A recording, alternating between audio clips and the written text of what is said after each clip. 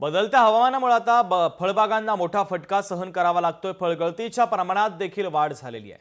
जालन्यातील आंबा उत्पादक शेतकरी आता चिंतेत सापडलेले आहे। झाडाला लागलेल्या कैऱ्या गळून पडल्या। बदलत्या हवामानामुळे यंदा आंब्याच्या उत्पादनामध्ये देखील घट झालेली आहे। खरं तर त्यांनी बांधावर येऊन आम्हाला मार्गदर्शन करावं अशी अपेक्षा असताना केवळ ऑफिसमध्ये बसून ते घोडे नाचवतायत।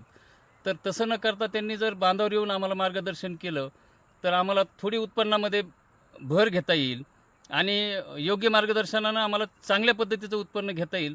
परंतु कसल्या पद्धतीचा आधार नसल्यामुळं ह्या फळबागा आम्ही किती दिवस जोपासायच्या। यंदा बुरशीजन्य प्रादुर्भाव त्याचा जास्त झाला एक, आणि शेतकऱ्याकडे गव्हर्नमेंटचं लक्ष नाही ही एक आहे। त्यांचं चाललंय खालवर खालवर खालवर व्हायला लागलं। इकडे पाहतं कोणीच नाही।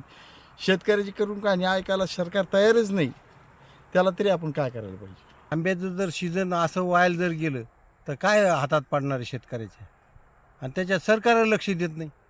त्याची गळ झाली, एवढा आंबा फुटला होता, काहीच राहिलं नाही त्याला। इथून दिसतंय सगळं। लोकशाही मराठी ऐका, पहा, जागरूक रहा।